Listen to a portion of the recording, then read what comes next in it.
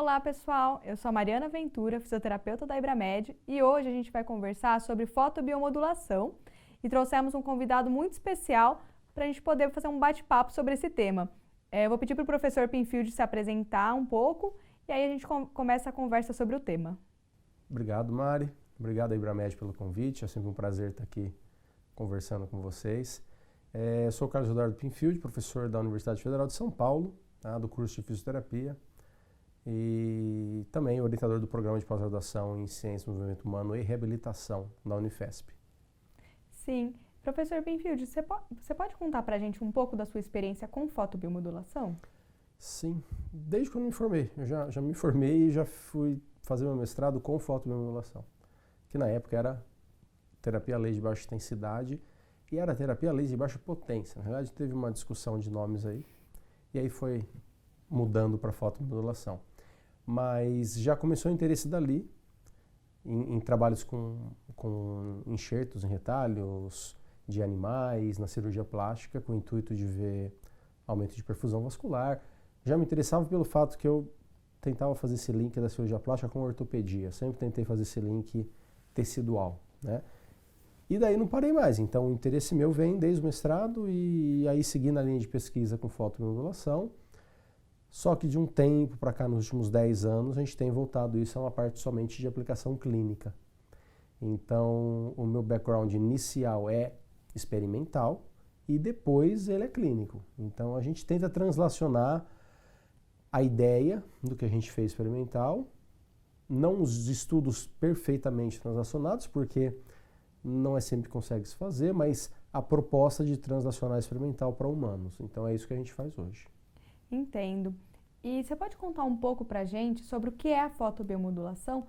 A gente sabe da história em relação à laser terapia, a terapia laser por baixa intensidade, mas você pode contar um pouquinho da definição? Sim. E etc. O termo fotobiomodulação, ele veio com o intuito de abranger a aplicação de luz.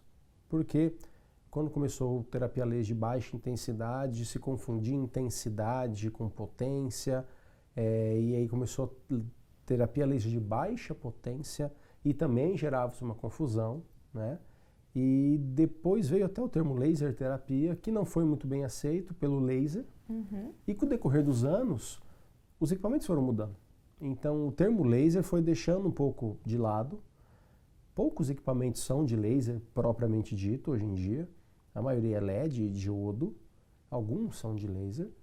Mas o termo fotobiomodulação vem de foto, de modular o tecido. E aí esse termo ajudou também a gente desmistificar um pouco inibição e estimulação. Porque as definições dos termos antigos focavam muito no processo de estimulação tecidual. E esse termo ele foca, na realidade, na aplicação da luz. Então ele pode inibir ou pode estimular. E também é um termo que não traz muita coisa sobre potência. Isso, ele abrange de uma forma geral, porque hoje a gente sabe que tem lasers que pode aquecer.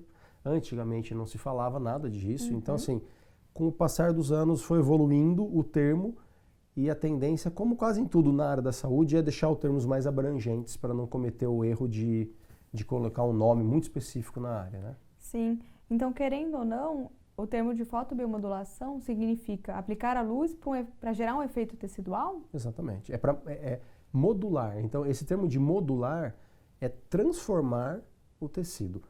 No que vai acontecer, aí é um assunto que a gente vai entrar, que é a dosimetria, a luz.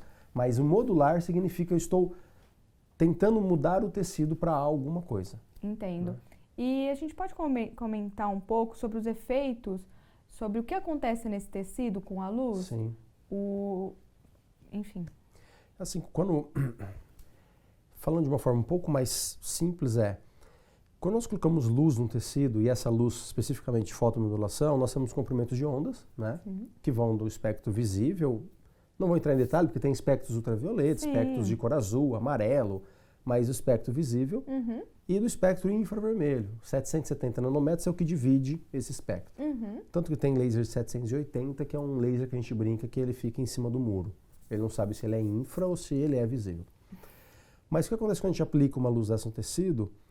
o tecido ele tem cromóforos, né? O tecido, ou seja, a célula tem cromóforos, e cromóforos vem do grego, né? Cromóforos é cromo de cor e foros de poros. Então, são poros que recebem essa luz, e isso também serve para o sol, por exemplo, é a mesma situação de luz. E esse cromóforo recebe e ele começa uma cascata de efeitos dependendo do teu comprimento de onda.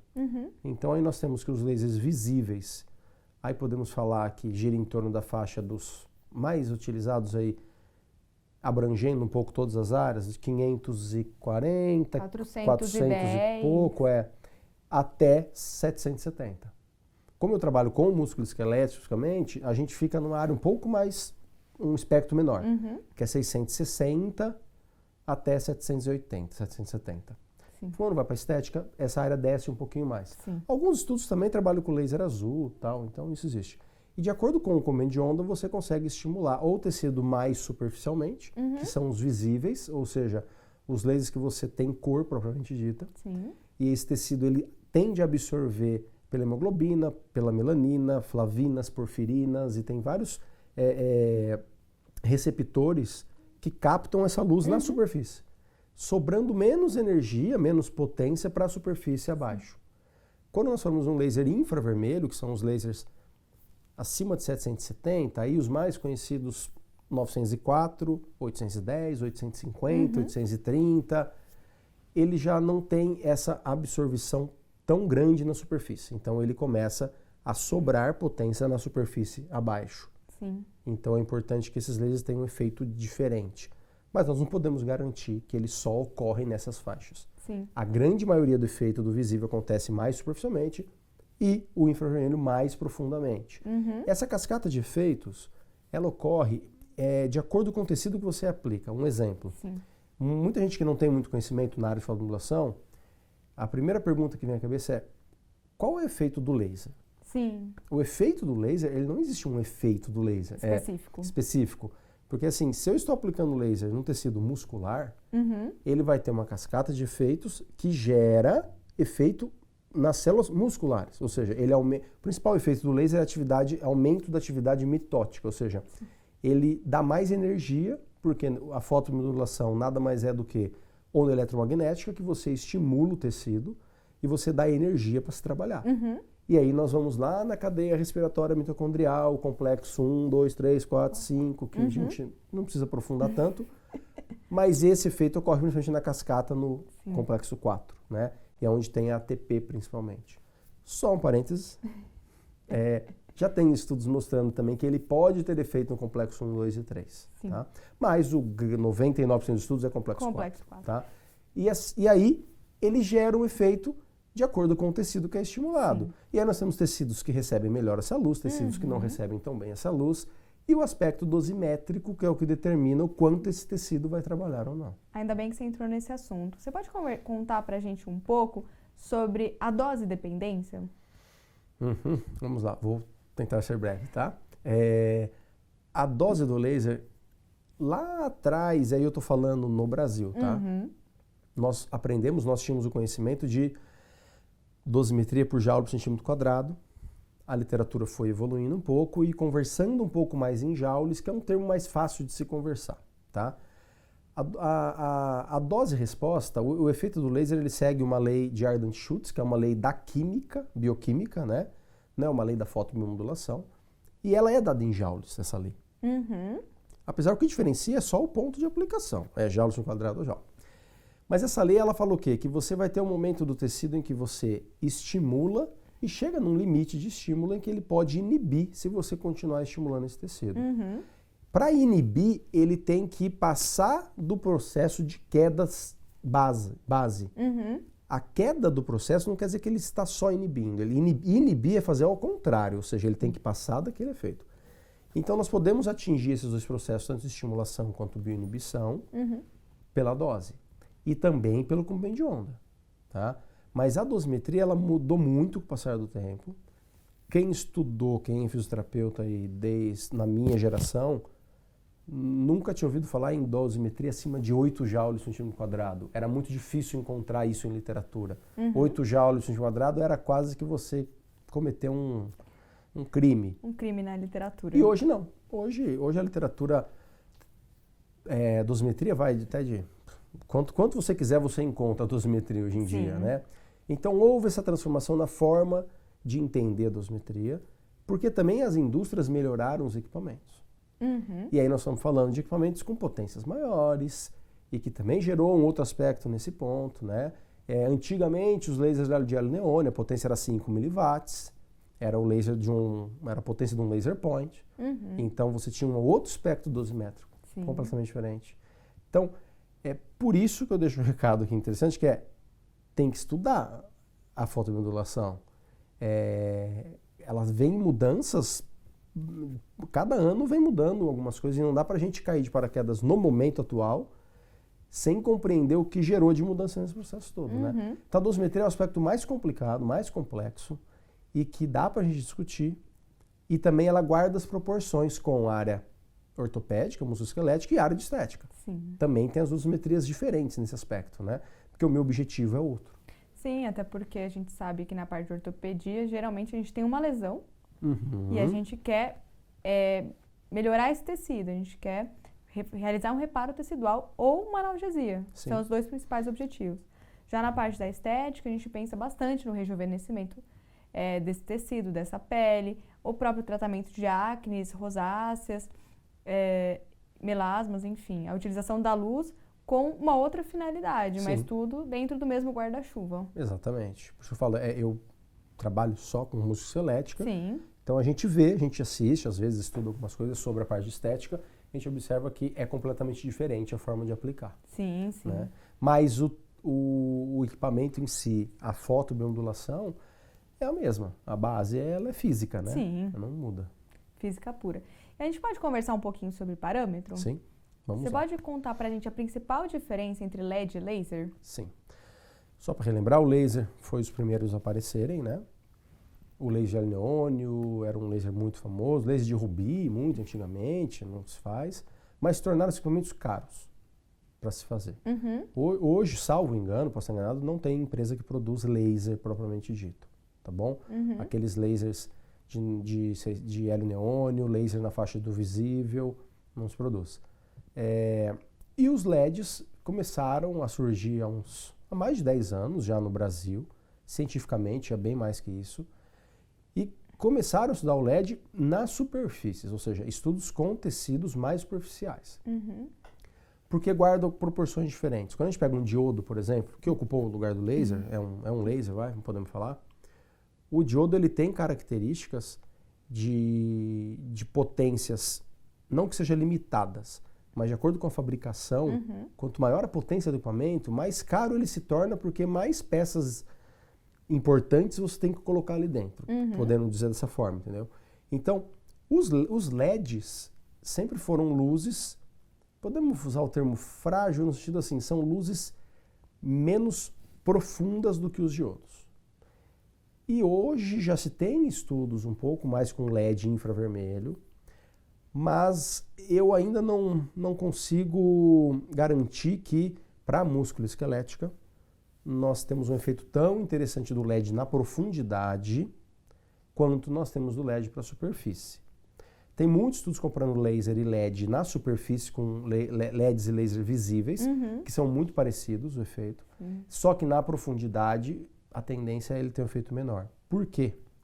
Porque os LEDs têm uma área de feixe do LED muito grande.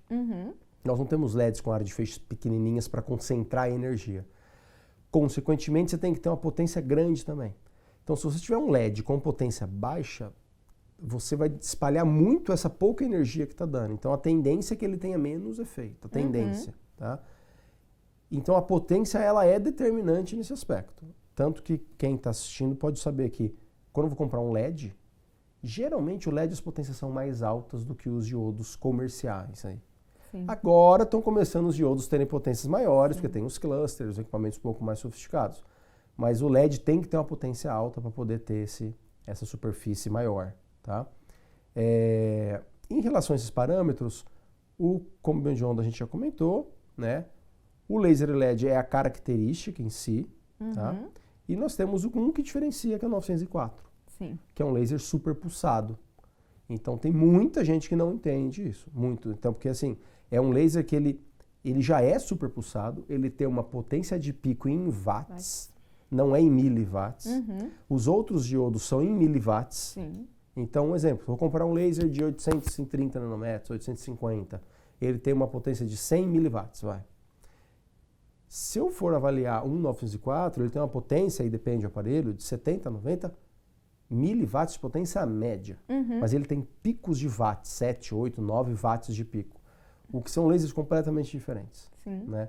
Então tem que compreender esse aspecto também. Tá? Acho que é isso. Se precisar alguma coisa que me fala que eu aprofundo mais. Tá, então, para uma mensagem para take a home message, você diria então que o LED e o laser, hoje em dia, considerando aspectos gerais, eles são bem parecidos? São parecidos. São parecidos no aspecto físico, porque assim, não tem coerência, né? A polarização é um pouco diferente, mas como luz, o LED ele é super luminoso também, né? Então assim, você consegue ter os mesmos efeitos. Mas falando por experiência própria de aplicação, como eu trabalho com tecidos profundos, eu dou prioridade a diodos. Se eu fosse trabalhar com lasers superficiais, tanto faz LED, para mim tanto faz LED ou lasers, tá? Ou diodos. Aí o LED na verdade veio muito para tentar baixar o custo, né? Foi isso que aconteceu com o LED. Mas viram que tem muitos efeitos positivos, né? Sim. Então, dependendo da aplicação, eu dou preferência para um e para outro. Sim. A gente sabe que na área da estética, por se tratar de superfícies mais superficiais, um objetivo terapêutico mais em relação à pele e até tecido adiposo, a gente percebe que a literatura traz resultados bem similares quando comparados um ao outro. Exatamente. A própria Michele Nishioka, da Ibramed aqui, fez o mestrado dela comparando. Sim. Ela participou de um estudo comparando, perdão, que foi de um amigo nosso, que comparou laser e LED também. E a Michele também fez, acho que o mestrado da Michele também foi, comparando laser e LED, que não há diferenças importantes, entendeu?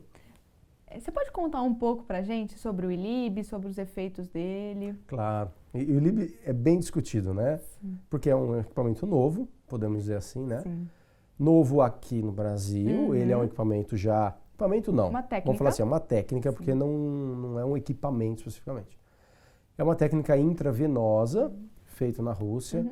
Primeira vez que eu vi o ILIB como técnica foi num Congresso Mundial de Laser, em 2004. Nossa. Os russos já usavam intravenoso com fibra ótica e deixavam o laser pulsando, era um laser pulsado, e usavam muitos para diabéticos, hipertensos e pacientes asmáticos, no início. Nós trouxemos para o Brasil de uma forma que não é intravenoso. Então, acho que o termo vai ser mudado, né? O professor Nivaldo Parisotto está encabeçando, acho que essa mudança de nome, eu acho muito importante, porque o termo realmente está errado porque a gente faz, né? Mas como é uma técnica nova, a gente está começando a ter estudos com esse tipo de aplicação. A Mayo Clinic nos Estados Unidos tem vários equipamentos de ILIB, várias formas de aplicar. É uma clínica muito interessante de se fazer. Tá? Eles estão estudando fortemente ILIB, vendo efeitos antioxidantes. Então, o que eu tenho visto mais são efeitos nessa tentativa, que é deixar o sangue, ou seja, fluxo sanguíneo correr, para que ele receba energia do laser e que ele trabalhe. Então, existe também um aspecto dosimétrico do ILIB, que também não se tem uma coisa tão certa como tem da fotomodulação, mas que também estão começando a estudar. Eu acho que num futuro próximo aí a gente vai ter uma noção maior do que usar e do que não usar. Porque a gente também sabe que pode ter contraindicações no fim, a gente não tem essa ideia ainda do que acontece. Como toda a técnica. Toda técnica, a gente nova, a gente tem que entender os prós e os contras no final de tudo, mas o ILIB é muito novo nesse aspecto. Eu acho que nós não temos muitos estudos utilizando o ILIB, não. Aí vão começar a utilizar para dor, articular, para estética. Confesso que não li nada sobre estética com o ILIB, mas reconheço que deve ser interessante porque é superficial. Sim, pensando no efeito antioxidante. Exatamente. Mesmo. E efeito Pensando sistêmico, sim, efeito mais ainda do que o laser já tem. Exatamente. Então, Né? pensando até na questão de rejuvenescimento, seria muito interessante a aplicação dessa técnica. Sim, acho que vale a pena vocês estudarem, fazerem as pesquisas legais com isso também, porque é um termo novo. A gente tem que ter a ciência por trás desse termo, tá? E é importante que todos os tópicos que a gente conversa, tudo a gente retoma a importância do terapeuta estudar o equipamento. Sim. E a técnica. Então, e ter uma ciência por trás respaldando tudo isso. Exatamente. Existem técnicas que têm muita ciência embasada, existem técnicas que são mais novas, que têm menos, mas isso não quer dizer que você não pode usar. É isso que eu estou dizendo. Sim. Então, assim, por menor que seja ainda a condição científica da técnica, ela demonstra algum resultado benéfico. Então, isso vai levar muitos anos para a gente chegar numa conclusão como a gente tem do fotomodulação hoje. E aí né? vai da importância do terapeuta estudar o efeito fisiológico e repensar, né, toda essa questão tanto de dosimetria quanto de efeito fisiológico, efeito da afecção e juntar tudo isso. Sim. Como você entende essa junção dessa miscelânea de parâmetros na prática clínica? Ótimo, perfeita pergunta. É complexa, porque assim, na universidade a gente ensina para os alunos de uma forma, porque não cabe ainda no contexto a explicação tão aprofundada de alguns tópicos. E com o passar do tempo, o profissional tem que entender que quando ele termina a sua graduação, ele tem que buscar informação nesse aspecto. E a parte de agentes eletrofísicos sofre um pouquinho com isso. Nós temos visto profissionais que não compreendem o que está sendo feito, né? Não sabem nem a base do que está sendo feito. Então, assim, o estudo dessas técnicas, a literatura dessas técnicas, o fisioterapeuta que está na ponta ali utilizando, ele tem que estar ciente do que está fazendo. Isso é primordial. Por quê? Porque para você comprar um aparelho, você tem que saber o que está comprando. Isso é o principal problema A gente tem N histórias de alguns fisioterapeutas que tiveram problemas com ele próprio, comprando aparelhos que ele nem sabia o que fazia e, sabe? Então, assim, é uma compra que tem que ser bem feita nesse sentido. Então, assim, estudar o aparelho, entrar em contato, eu falo para todos os meus alunos isso, entre em contato com a empresa, pergunte as características e aí você toma a base no que você vai comprar. Então, a gente tem que fazer isso com todos os aparelhos que a gente tem para comprar, né? E especificamente na fotomodulação, com a crescente de mudanças de parâmetros, é fundamental que você pergunte qual a potência do aparelho, qual a comprimento de onda do aparelho, quais são os parâmetros que eu posso alterar no meu aparelho e compara com todos. A gente tem que fazer um comparativo e falar, olha, eu tenho um aparelho que a potência é fixa, tá, muito baixa, com comprimento de onda. Me interessa? Não sei, qual é a sua aplicabilidade? Né? Agora, eu tenho aparelhos melhores? Tenho. Aí vem um outro ponto, que é o investimento. Que existe uma discussão muito grande que assim, e eu recebo perguntas diárias sobre isso, né? Professor, estou pensando em comprar um aparelho importado. Aí eu falo, gente, o custo-benefício não vale a pena ainda, porque é muito caro e hoje em dia nós temos qualidade aqui no Brasil. Nós não precisamos mais buscar aparelhos lá de fora para fazer isso, tá? Aí alguém pode perguntar que está achando, mas você tem? Eu tenho porque é para pesquisa, é outra coisa. Eu compro por financiamento, não tem nada a ver, a gente tem que testar aparelhos novos. Mas a compra dos equipamentos, ela é primordial. Senão você vai começar a terapia já errada. Você já não sabe o que você está fazendo. Então assim, como você comentou, o aparelho que muda a potência é fantástico. Para mim, essa é a evolução que as indústrias têm que ter. Porque nós tínhamos um aparelho, acho, mas na área musculoesquelética, não na área de estética. Na área musculoesquelética tinha um que sempre foi um protótipo nosso de mudança de potência. Ele não é comercializado assim. Então, assim, a comercialização da potência, ela é fundamental de mudança. Mas aí tem um outro ponto, que a indústria evolui de acordo também com o que o terapeuta pede. Eu ia entrar exatamente nesse ponto. Qual você acha que é a importância de ter um aparelho respaldado pela Anvisa? Ou seja, qual a importância da indústria nacional nesse aspecto e na evolução dos aparelhos? Primeiro, acho que não tem como não ser assim. né? Não tem como a gente comprar aparelho de qualquer lugar também e utilizar. E aí a gente tem que ter alguns cuidados. Eu tenho muitos terapeutas que me procuram também com aparelhos que eu nunca vi também, e que não tem respaldo de Anvisa. Por quê? Quando o aparelho é pequenininho, muita gente traz escondido e utiliza sem poder utilizar. Mas eu acho que o papel da indústria é fundamental em 2 pontos. Na evolução tecnológica do aparelho, na segurança do aparelho, que está envolvido com tecnologia. E o segundo ponto é, o terapeuta que está na ponto clínico, quando você sabe que tem uma empresa que te dá esse respaldo, é aquilo que nós comentamos, ele vai ter que estudar mais. Então, ele é responsável pela empresa também subsidiar ou dar o equipamento melhor. Senão, a empresa também fala, eu vou investir para quê? Se o fisioterapeuta também não entende nada do que eu estou falando. Ou seja, tem que ter uma conexão desses 2 aspectos. Então, a educação continuada é importante. Eu acho que isso a gente faz pouco no país em si. Eu acho que o papel das empresas nesse papel é importante, porque a empresa tem interesse que tenha educação continuada. Então, eu acho que a empresa ela deixou de ser somente aquela empresa que fabrica o aparelho. Ela tem que ter ciência por trás e ela tem que ter educação continuada. Sim. Senão você quebra, você gera um gap entre empresa e clínico que você não entende o que um quer e o que o outro deseja. Então, assim, você tem que entender esse processo. Eu penso dessa forma. Eu acho que nós melhoramos nesse aspecto. Acho que temos muito que melhorar e principalmente da ponta, que é o fisioterapeuta. As empresas estão fazendo o seu papel aos poucos, porque é caro investir, não é barato. Então, acho que vale a pena o investimento, a gente tem que utilizar aparelhos bons, aparelhos que te dê liberdade de tratamento, isso é fundamental. Sim. E qual a importância quando a gente pensa nessa questão de importação, ou seja, não saber o aparelho que a gente importa, quando a gente compara esse aparelho no mercado nacional? A gente sabe que muitas pessoas, elas importam aparelhos, principalmente na área de estética, uma máscara, por exemplo, com diodos, com lasers de baixa potência, inclusive LEDs de baixa potência, e quando a gente compara isso no mercado nacional, porque há aquela conversa em relação à potência e o tempo de exposição. Sim. Então, qual é a vantagem de ter um aparelho que você sabe qual é a potência e o tempo de exposição numa prática clínica? Olha, vamos começar de um ponto que é assim.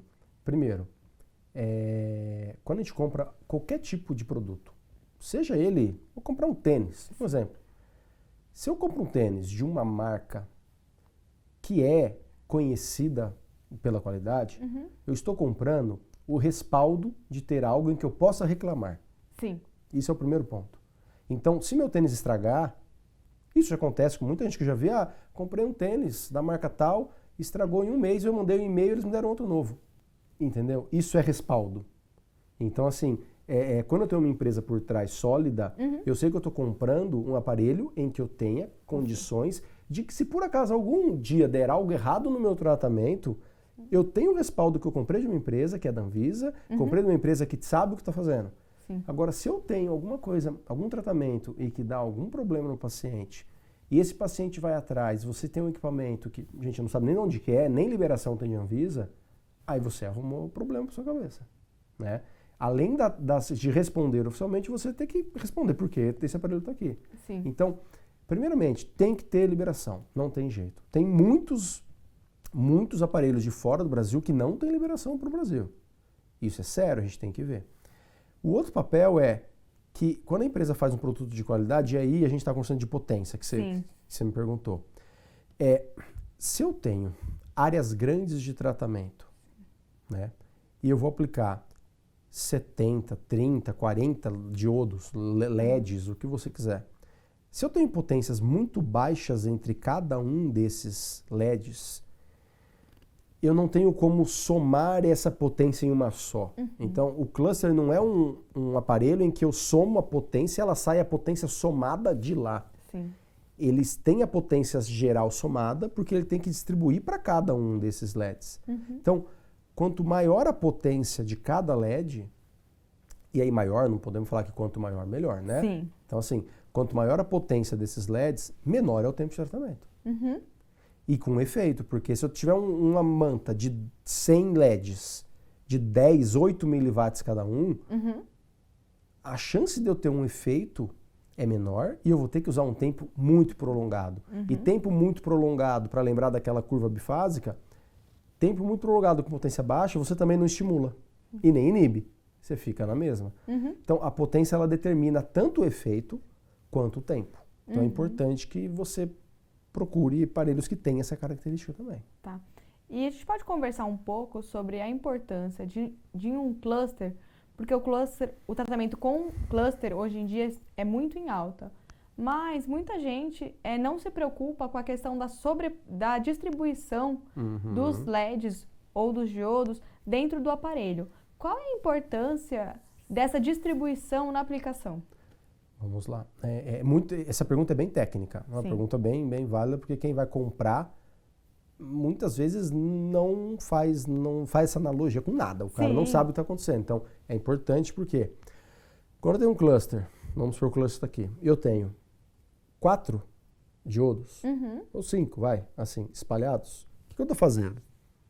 Estou aplicando 5 pontos separados. Na realidade, o meu cluster é só para aplicar vários pontos ao mesmo tempo. Quando eu tenho um cluster em que não tem espaço cego entre eles, é ótimo, porque aí eu tenho a aplicação no tecido e esse laser pode se sobrepor tanto na saída quanto no tecido. Porque se você aplica pontos muito distantes no tecido, a sobreposição não vai existir.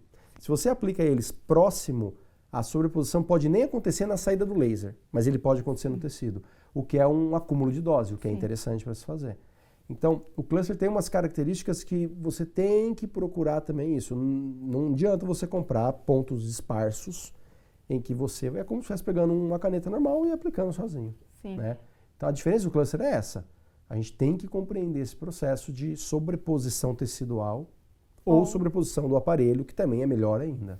Sim, é importante a gente pensar tudo isso, principalmente quando a gente pensa numa área grande de tratamento, seja na parte da estética ou na parte de reabilitação, pensando em recovery, entre tantas possibilidades. Por isso mesmo veio essa pergunta, em relação à certeza de que a luz ela não vai se nem ter espaços faltantes, que toda aquela área do cluster será tratada.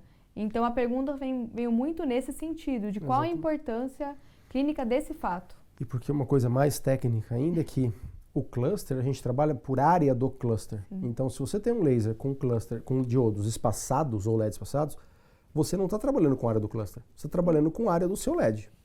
E quando você trabalha com clusters próximos, você trabalha com a área do cluster. Então, na realidade, são aparelhos diferentes. Mas só para fazer um parênteses, o cluster, originalmente, a ideia, ela não é tão essa. A ideia original do cluster é diversos comprimentos de onda, porque antigamente não se sabia o tecido que iria atingir. Então, isso foi passando para áreas maiores também, o que é interessantíssimo. Mas a ideia básica são muitos comprimentos de onda que depois deixou de se fazer tanto, porque a área musculoesquelética foi aperfeiçoando um pouco para a área ortopédica. Mas para a parte estética, são coisas completamente diferentes nesse ponto. É importante que na parte estética, a gente tem clusters com vários comprimentos de onda, pensando na versatilidade do usuário final. Mas o objetivo do cluster é esse, é eu disparar vários comprimentos de ondas e falar, eu vou tentar atingir o máximo possível de cromóforos que respondem a diferentes cores. Sim. Exatamente, mas na minha área de ortopedia, isso foi afunilando mais para infravermelho. Na área de estética, é muito interessante você ter vários comprimentos de onda, porque esse é o objetivo. Tem uma versatilidade no tratamento. E é superficial. Exatamente, até porque quando a gente pensa numa acne, por exemplo, é interessante a gente ter o efeito do comprimento de luz azul, pensando no efeito bactericida, quanto na parte do comprimento de onda vermelho, pensando no reparo tecidual daquela lesão. Então, é importante a gente pensar, conforme a gente conversou, que a fotobiomodulação ela é um grande guarda-chuva com esses parâmetros, mas a gente tem que pensar um pouco segmentado. Ou seja, algumas características da estética, elas se diferenciam quando a gente pensa na reabilitação. Completamente. São tratamentos diferentes. A única coisa em comum é a luz. Sim. Mas a forma de que a própria indústria evoluiu para cada um desses segmentos é diferente. Na área de reabilitação, os clusters têm uma variável e na área de estética tem outra variável e que os dois respondem bem esse processo. Uhum. Então, pessoal, a gente esteve aqui com o professor Pinfield. Eu agradeço novamente o aceite pelo convite nesse bate-papo. Eu espero que tenha sido esclarecedor para todo mundo, como foi para mim. Até porque a fotobiomodulação, a parte teórica, é um grande guarda-chuva, conforme a gente viu. E aguardo vocês na próxima aula, que a gente vai conversar sobre os aspectos práticos da fotobiomodulação na estética. Então, a gente vai afunilar ainda mais esse tema. Obrigado, professor Pinfield. Obrigado a vocês pelo convite. E aguardo vocês na nossa próxima conversa.